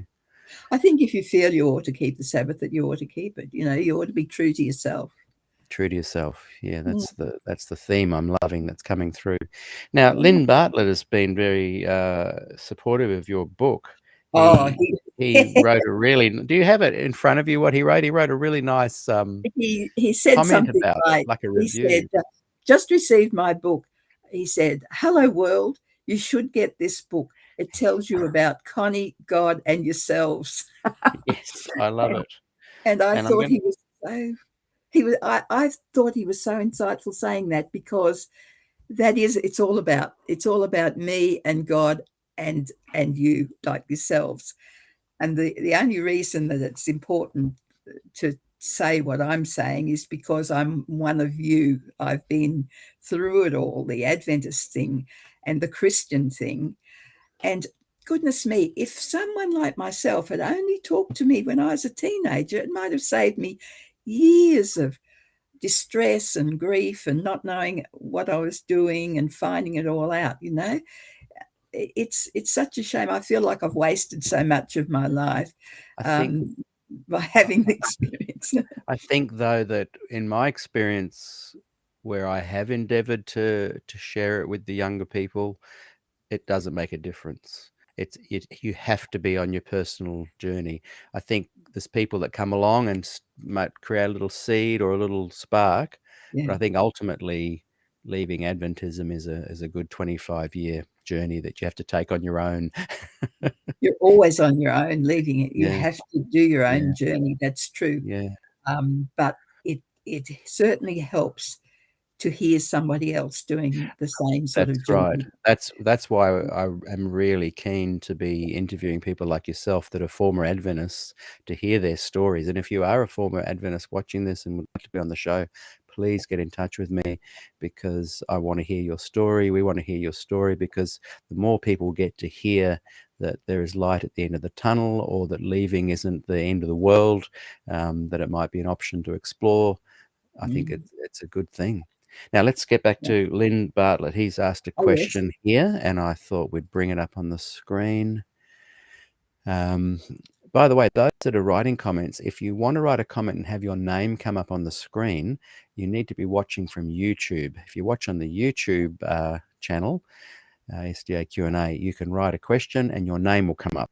Otherwise, it just says Facebook user. Connie, talk about how teaching Victoria Year 12 biblical studies broadened your perspective as a Christian. This was a state syllabus free from sectarian pressure. Yes. At first, teaching became my only option when, right from the start, I always wanted to be in ministry, but that wasn't possible.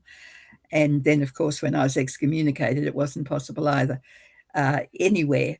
So I thought to myself, well, I've got this divinity degree now, and I want to teach biblical studies, so I'll have to do it in the secular thing.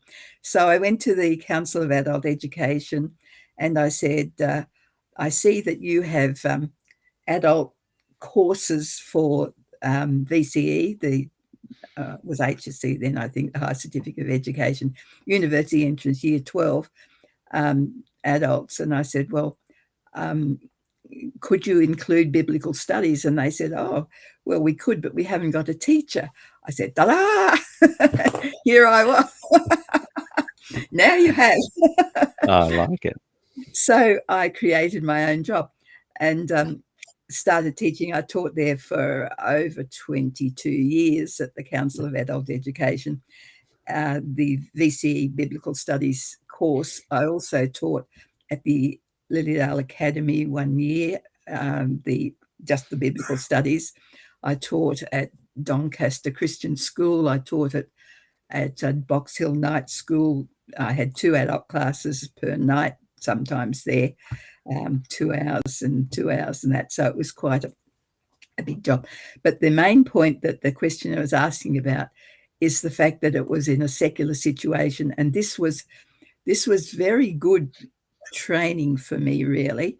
It was what I needed, but I didn't know I needed at the time, which was to be non-confessional in teaching the biblical studies, because I couldn't. They sometimes at the end of the year, a student would say, oh, I'd be really interested to know what you believe. So I thought, I've done well as a teacher. They don't even know what I believe. So it was from that objective point of view. Now, Christians say this, or the Jews say this, or the Bible says this, but not the Bible says this and you should believe it. It's the Bible says this and this is what it means, and this is the background, and this is how you could interpret it, or you could interpret it this way, or you can look at it this way.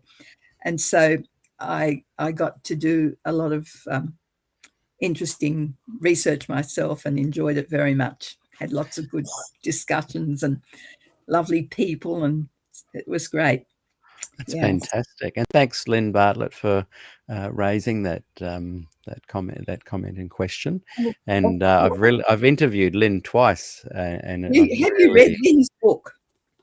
The Boy from Handorf, I think it's pronounced. Yeah. I haven't read it yet. But Lynn and I have talked about that book, and one day he's going to come back down to Australia, and I think we're going to try and do a little mini tour promoting the book and having conversations along the way in various towns. Yes, well, your interest in music would fit in with his interest in music. Exactly, yes. Yeah. We can tag team. I'll sing a few songs. He can talk about his book. Now, someone has written a nice compliment. Mrs. French is a lovely lady. That's good. I like to have those kind of comments coming up. Now, we've got some other comments here. Dave Edgren, happy birthday. I think I'll come to one of your comments in a minute, but I've just seen your name come up in the feed. Happy birthday. I think Dave's just turned 50 today.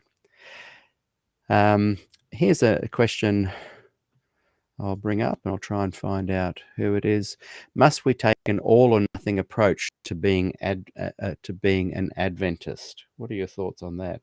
Well, some people, like I am, have to have an all or nothing approach to a lot of things.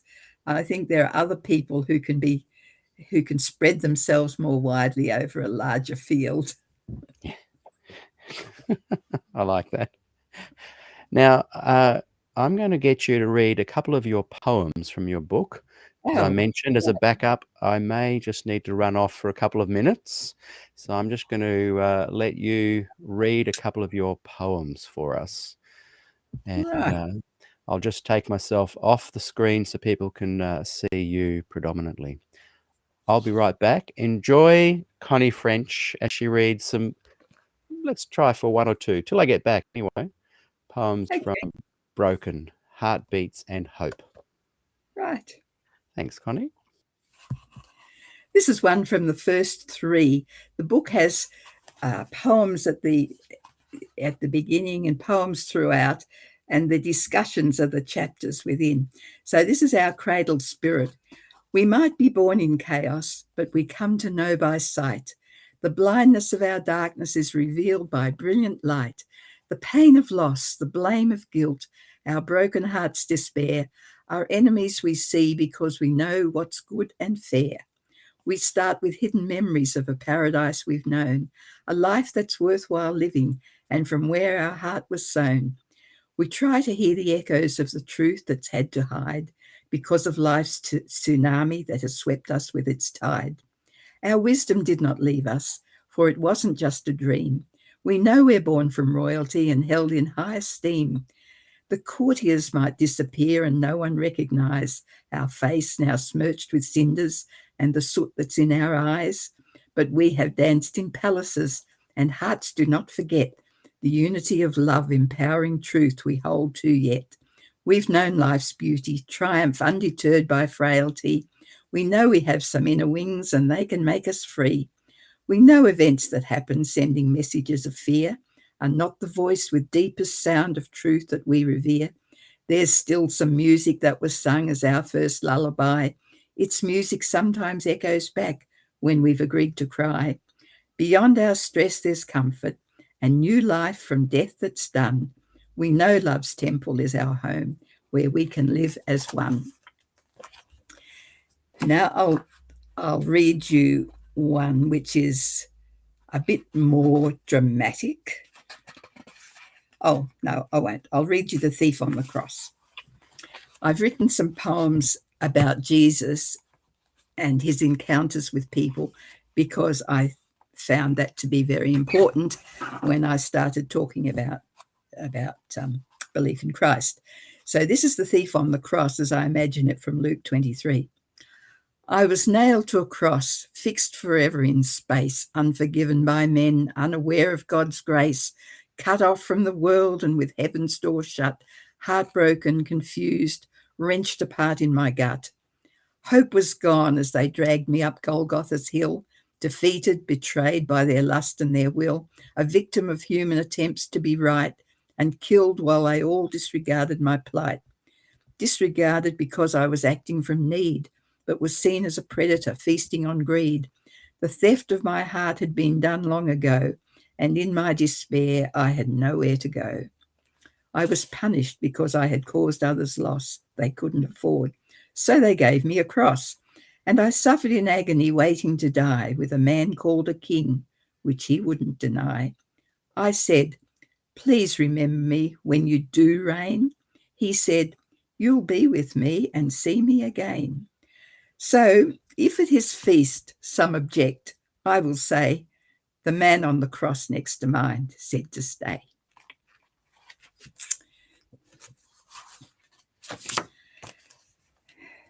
Makes me feel teary, that one. Now here is a very gutsy one. It's feed my lambs, as Jesus said. I've called it. And this is my deep experience of being put on the wrong side of the audience at at Calvary. I'll just explain the background to this. I was always brought up to think that our sins crucified Christ, that we were responsible somehow for crucifying him, and that when they read the Passion story, they don't, I think in Adventism, I haven't heard it there, but later in church, when they read the Passion story, I was always sort of led to think that I was one saying, crucify him, like we were the ones responsible for crucifying Christ. And so this leaves you feeling a terrible burden of responsibility that you can't sort of undo. But when I found out that, when I looked at the picture of Christ's crucifixion and saw that I identified with the Christ on the cross as the victim, and that Jesus was being a victim with us, a victim of all of the sin of the world that's been done to us and of which we're the consequence, then I could see the whole point of that love, that all-embracing love, like he's come to be with us, a victim of human sin, and to show us that we can die and that we can trust God to raise us from the dead. Wonderful. Anyway, this is the poem. I was only a child, but they told me my sins were so bad that they made Jesus die. And they showed me the cross and said I was with those who cried, crucify him, crucify. But now I look back and I know I'm not there with religion that's driven by fears. I'm not with the mob that couldn't care less, that is causing a torrent of tears. I'm there with the human who's nailed to the cross, and I'm feeling the pain he can feel. Rejection by bullies, despising his life that was full of compassion to heal. I've been angry as he was when people told lies, when trying to get us to see we are sinful and bad and blamed and condemned by a far-off and stern deity. I speak to the child held in memory still, and I whisper love's truth in her ear. She stares, grasps my hand, and is pulling me back to the picture that now is so clear. It's Christ on the cross, and we search till we find a ladder that's lengthy and strong. I hold it in place while the child in me climbs to try to address awful wrong.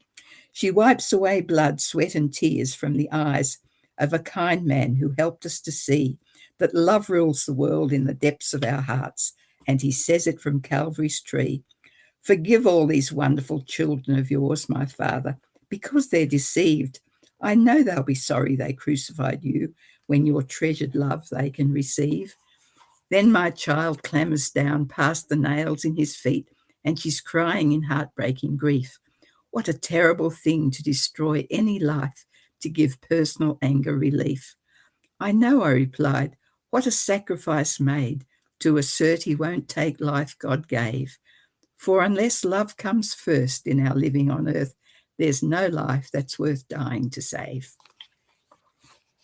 Very good. Very good. So a writer and a poet. Do you write music too, Connie? I'm not a modern poet. They have poetic prose, but I'm into the old-fashioned rhyme stuff. Yeah. That's all right. It's all creativity being expressed. And a lot of people are writing now. Yes, it is about being at home with yourself. I agree. That's a point we've been saying. There's one here. Let me just read down the list, see if we can bring some things up to discuss.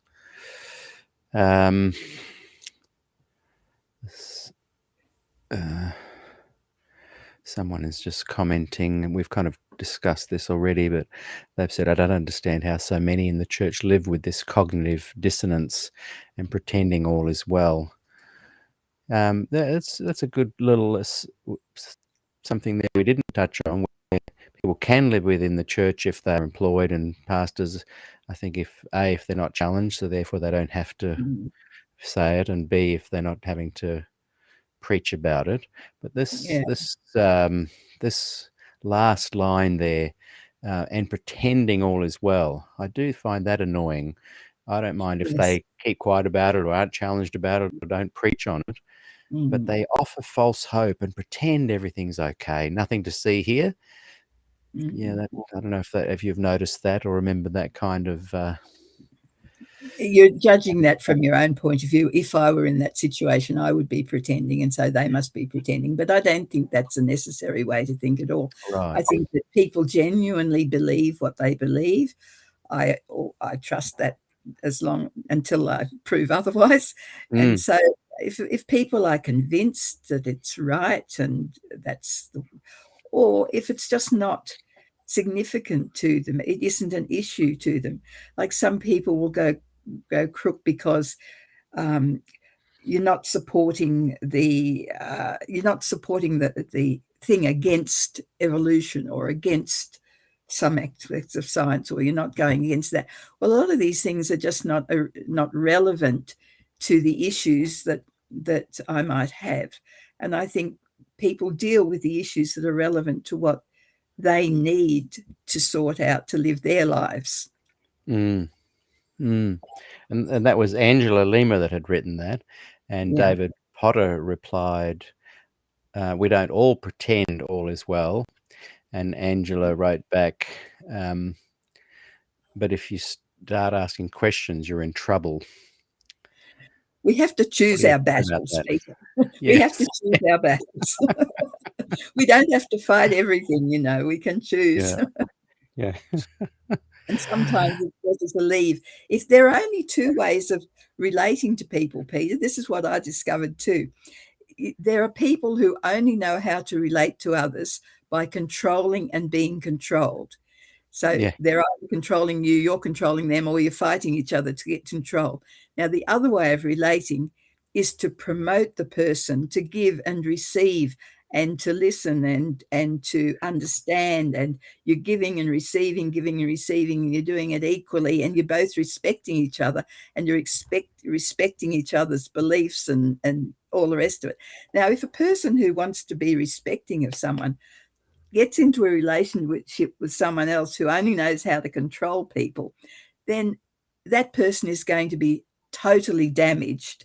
And one of the big problems that comes in a church situation is that counselors or pastors and that will say to this person who is being damaged, "Oh, you should understand him. You're a Christian. You should forgive him. You should love him. You should turn the other cheek," and all that kind of thing. That is definitely not what Jesus meant when he was talking about those sorts of things. You either have to leave. It's otherwise you are damaging yourself by staying and trying to fight. You either have to fight back all the time or be controlled. We can't do that. We can't be controlled or we become an idolater. We can't fight back all the time. We stop being a Christian. So the only thing is to leave. Jesus left, didn't he? They were trying to throw him over the hill, so he disappeared. Yeah. Yeah. Someone's written a nice comment about you. This is from John Davidson.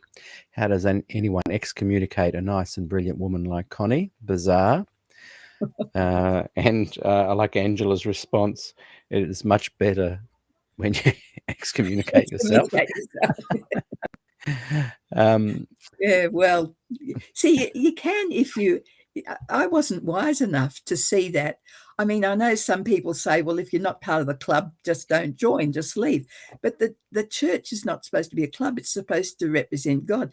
And they excommunicate you in the name of God, which is terrible. And I would never have left the church because I believed in belonging to the family of God, So you can't excommunicate yourself unless you, by that you mean I'm just going to leave it. But yeah. how can you leave the church if you believe in the church? See, this is the problem. It's hard. It's really hard. And then you go looking for another church and you find that they all, nearly all, are the same, especially if you, like I got involved in the evangelical church up here. And it was great. As I came up with a really good attitude. I said, well, I'm not going to be separatist. I know that the gospel is loving people, and I'm just going to come up here and I'm just going to love people, and that's going to be good. So I went to the evangelical church and I met a wonderful group of people who all believed in the love bit. They're mature people. We had our little home group and it was lovely. And then we had this new minister who came along and had this mentality, this evangelical mentality that everybody has to believe what he says is right and has to toe the line and so on. And anyway, that's in my book too. And it ends up wanting to control my private emails even. And that, so it was the control. I had to leave and it was impacted me a lot, because I thought, Connie, you have been messing around with evangelical mentality all your life, and all of these grand things that you've left behind, the investigative judgment and all that, you've still got the mentality. You're still thinking in terms of having to be with people, having to belong, having to make it all right for people and be nice and so forth. And, I thought, no, I don't have to be controlled at all. And I do not have to understand somebody who's trying to control me and make it right for him to control me. If that's all he's offering, I'm going. He wouldn't even have a cup of coffee with me down the street in the cafe. I had to go to the office and I had to have someone else present, his warden present or something, and it was a court case, inquisition. And that's so anyway, I was trying to advocate for someone who'd been dismissed from the church wrongfully, unjustly, and it just worries me when a minister can see what he's done to somebody. He can virtually see tears rolling down people's faces, and he can say, I've done nothing wrong. I have, like, if you hurt people like that, surely you should at least say, well, I'm interested in what you're thinking and you're feeling, and that. But that's where the feelings come in again, We need to be interested in people's feelings. Yeah. George, there's a little sub-conversation that I was tempted to get into that Tom Norris raised. Oh, yes. But I'm not sure will we go into that? It's quite a long kind of comment. Well, it's up to you, Peter. You know what you're doing. Let's do it. Let's give it a go. I interviewed Tom recently, just while I'm finding it. I'll put some of it on the screen. I can't fit it all. I think I sent him an invitation to buy my book, actually. Right. Well, he's not an apologist for the Adventist Church, but he is supportive of Ellen White, and that's the brief summary of it. I did an interview with him and Steve Daly recently, if people want to go and dig deep into that. They would. It was an interesting interview. So Tom Norris has written, I'll just put part of it on the screen and then read the rest of it. It's quite long, but I'm interested in your thoughts on this. So Thomas said, while I fully agree that the Tacoma Park apologists taught all of us that the IJ was located in the first angel's message, this was never the view of Ellen White. They taught that the hour of God's judgment has come. In Revelation 14:17 was the investigative judgment. But this was, now I'll just keep reading from here. In Revelation 47 was the investigative judgment. That this was never true at any time in 19th century Adventism, nor is it true today. The judgment in Revelation 14:7 is only a reference to the second coming. This is what William Miller and Ellen White and Uriah Smith and all the pioneers taught. This view could never be changed, and it never was by anyone in Battle Creek. But it was dishonestly changed by the legalists in the wider state and taught as if this is what Ellen White supported, when this was never the case. So it is not fair to blame Ellen White for teaching that she never made at any for a teaching that she never made at any point in her life. Rather, it is the wider state that has replaced the second advent with the investigative judgment in the first angel's message. This was and still is very wrong, even fatal for the three angels' messages. The wider state needs to come forward and admit that they have been teaching great error about Ellen White. Sorry, when I scroll it down, it disappears and I have to find it again. On a number of points, including the location and importance of the IJ, which needs to be corrected. And George T. She replied, so Tom, are you trying to acquit Ellen G. White, suggesting that she did not support the 1844 IJ fairy tale? Just asking. What are your thoughts on that? Summarize perhaps what you think Tom is saying and then share your thoughts. Well, I don't really know what Tom is trying to support. I know that when he writes, he tries to say the best things about Ellen G. White and to support the general view of the church that I grew up with, that she was the messenger of God and so forth. I know that Steve Daly carries on like a pork chop, excuse me, about all the things that he's discovered, and he carries on to extremes, I think, but that's because he is totally interested in it. That's his sort of thesis. It's his job and everything. But actually, I really can't sort that out, Peter. I'm not. I haven't gone into the. I haven't looked at E.G. White for years and years and years. I got rid of all my little red books decades ago, and I'm not really in touch with all the finer details of the investigative judgment angle of and the revelation, the three angel messages. I do believe that the hour of his judgment is come was at the cross, though. I remember listening to a YouTube clip with Dennis Priebe, I think you pronounce his name, quite a well-known conservative, fundamentalist, independent Adventist apologist, and in quite a self-righteous, condescending way said, well, Jesus did a marvelous job at the cross, but and then went on to say how it wasn't really finished at the cross, and makes you wonder what was everyone doing for 844 years? Was there no gospel until that gospel was finally revealed? The true gospel was revealed. What was happening for the poor people between the time of Christ and 1844? And I think there'd be grounds to suggest that Ellen White was supporting this kind of erroneous judgment that while he didn't return in 1844, he was actually doing a different job, and that job was judging, and you need to be ready and prepare, because the judgment is coming and is upon us, and he will return any day, so be ready.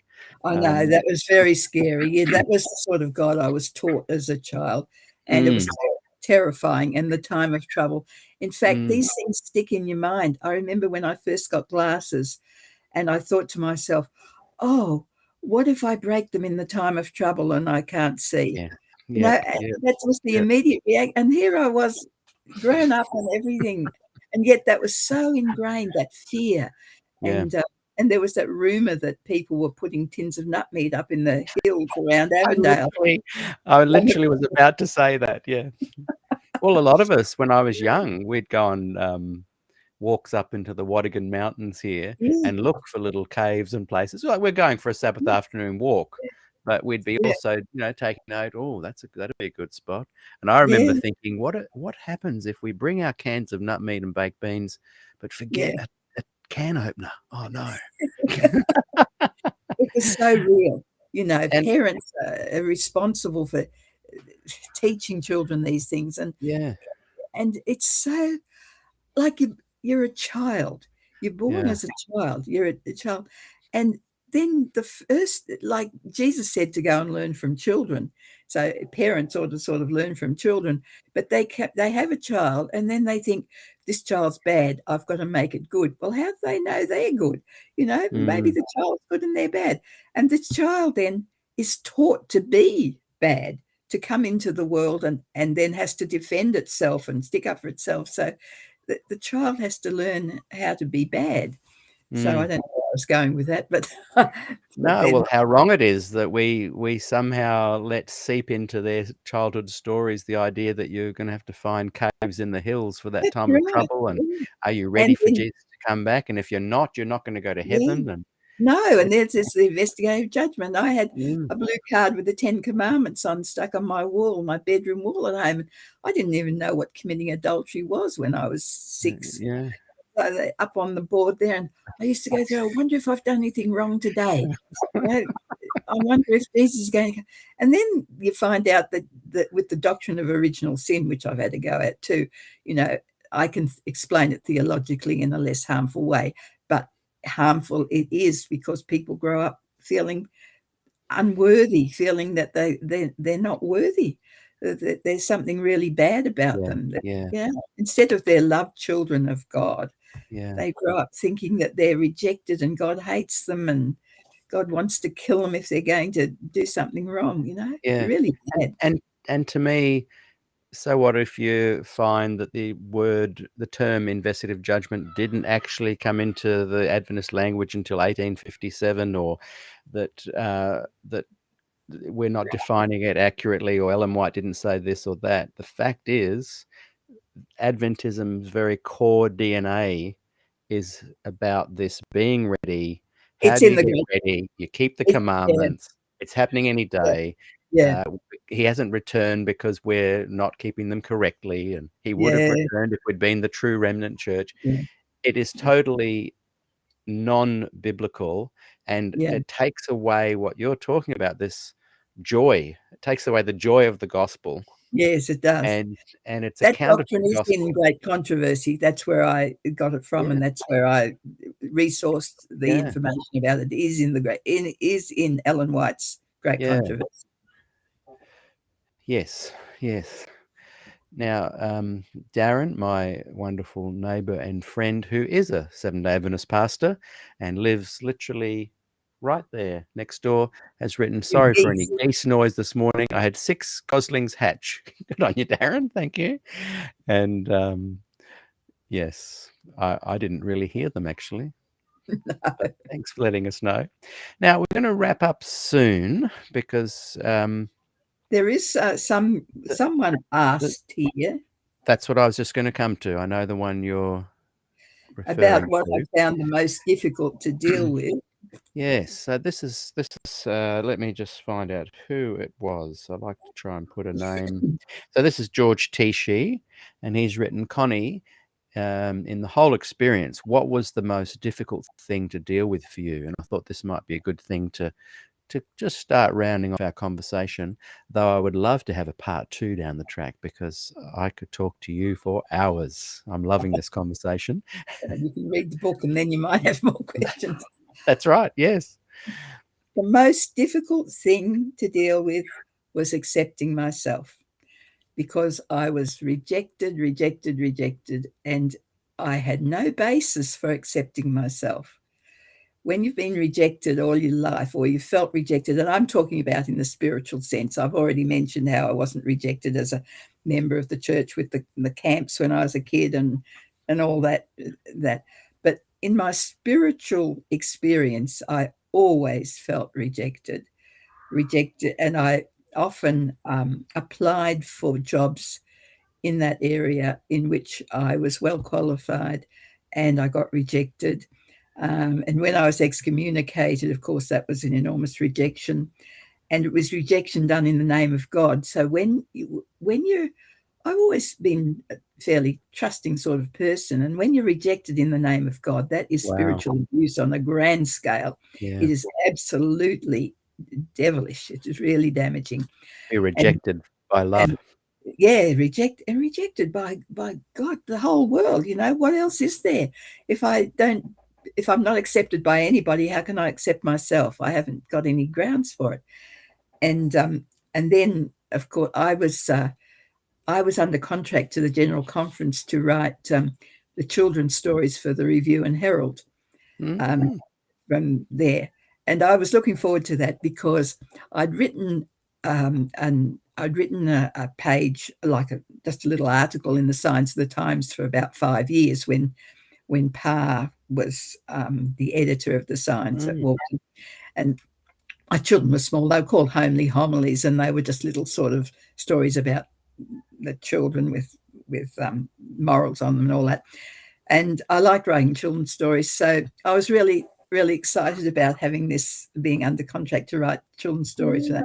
And then I don't believe in the investigative judgment, so I can't write children's stories for the Review and Herald. And I think how how many more ways are there of being rejected? That's Yes. what my life's been about. How many Mm, more ways are there of being rejected? And mm, why am I such a dill to accept it? That's the thing. yeah. Where's my basis? How can I be accepting of myself in the spiritual world when Mm, everybody else is telling me I'm no good and I can't do it and I'm wrong and all the rest of it? That has been the basis of my whole journey, and that's what I have written about in my book, and that's where I've yeah. ended up accepting myself because I'm a child of God, and it doesn't matter what anybody says. That's brilliant. And you said earlier that you wish you could have discovered this at a younger age, Yes, and imagine and the life. and you mentioned earlier that if you could have shared this with other people, what would you have said to your younger self if you could go back to when you were, Well, even you might have heard the end of that poem that I read without yeah, going back to the younger self. Um, what I would have done as a parent would be to listen to my children, not right, tell them, not say, not give them the impression I know it all and you've got to do what I say. You've got to believe right, what I believe. You've got to think. And when for instance, when I was baptized, I had great expectations. I was about 14. It was in the college swimming pool over at Carmel. And I came up the steps and I'm thinking, I'm going to have a vision of God. Everything's going to be all right. Something's going to happen that's going to make me good or make me acceptable or make me, well, it made me acceptable in the church because suddenly I was a new member of the church. I was building up the church. But not a single soul came up and said, well, how do you feel, Connie? How do you feel about that? Is that what you expected? Like, you're not a human being. You're just a number, a trophy. That's right, for the church. mm, So I would listen more to my children. I would take them out on picnics and I would ask them what they thought about the world and about things and show much more interest in my kids.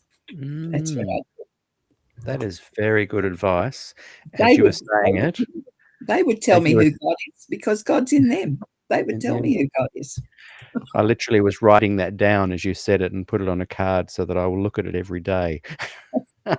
Because I want to do that in essence, I'm where you wished you could have been when your kids Yes. were 8 and Yeah. 9. They are Yeah. 8 and 9, running around on the trampoline, jumping around outside right now. So I'm gonna Yeah. make sure after this interview, I'm gonna go and play with them, and I'm gonna say, "Tell me about the world. What have you discovered so Yeah. far?" And the most important thing is to listen to yourself too, Mm, instead of listening to everybody else and getting their opinions and their judgments and everything. Well, that's what I start out the book by saying. This is the whole book's about um, coming to myself, learning to listen to myself, being with mm, myself, finding God in me, finding that the humanity is divine in the sense it's the spirit of God that is in everybody, and mm, meeting God in other people. That's a mentality that's different. Instead of thinking, oh, now I've got the truth and they need to hear what I've got to say. No, yes. you've all Yeah, got the truth. You've all know God. Let's listen yeah, to each other. It's a very different kind of attitude. yeah. Look, I have absolutely loved our conversation, and I'm not even wrapping it up for any particular reason. It just feels like a really good spot to kind of leave it. Yeah. Someone's just written, "I love this lady," and someone else has written, "God is in us," is the takeaway. That's Yeah. great. Yeah. Um, That's where you George, find that's why you yeah, have to listen to yourself because that's where God's speaking. Yeah. yes, yes.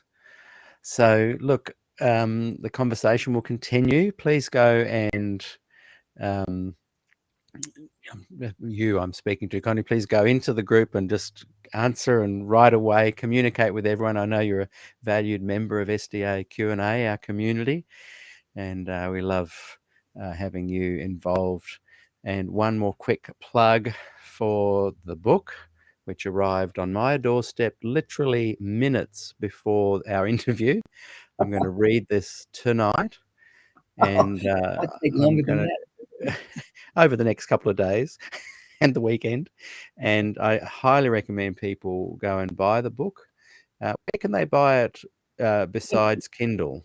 Oh, just go to amazon.com.au and go Okay, to because the you can bookshop order the hard and copy. I mean, the paperback there as well, paperback or the ebook. or the ebook as a Kindle. Yeah, Or the ebook, yeah, yeah, it yeah. comes down onto your iPad or Onto your whatever you've phone. got. Yeah, that's Yeah. brilliant. Well, congratulations on the book, and let's have you back in maybe a month or two and have some more interesting conversations. I'll know more about the book by then, and I'm super inspired to go and read it. So everyone watching, please go and download or buy the book over there at Amazon. I If you want really to. want, if you Only if want you to. want There's no to. pressure. I No, I'll never encourage. make money. It's not to make money. I have no interest at all in making money. It's only if it's interesting to people, if it speaks to them, if it might help. Yeah, that's the only Yes. motive. Very true, and that's a good way to be when you release creative work. You release it because it's something that's just bubbling out of you, Yeah, not yeah. not as a tactical measure. No. I would like to Okay. encourage people, speaking of tactical work, if you click the like button or subscribe on YouTube, it really helps the algorithms and puts these interviews even higher up the list. More people get a chance to see them. If you'd like to make a donation for what I do here, it's similar to what you're saying there, Connie. There's no money. If you wanted to be rich, you don't You wouldn't do do it. podcasts. Though some You people do can't make a lot of money, you but can't make you money out of can. religion. But there's Or some people my do though. Yeah. oh yeah, there's people that Yeah, do make money out of religion. yeah. There's my PayPal, and I've got a special song that if you go to peterdixon.gumroad.com, just download it there. Just a free song as a thank you to you guys. Just download it and listen away. It's called Never Be the Same. And before we go, just double checking the chats there. Yes, just some. What's this? Yes, Adrian has arrived yesterday. We were chatting about that, Adrian. You were lucky enough to get yours before me. So we've got other people saying they're going to buy it, and that's great. Well, thank you very much, Peter, for inviting me onto your show.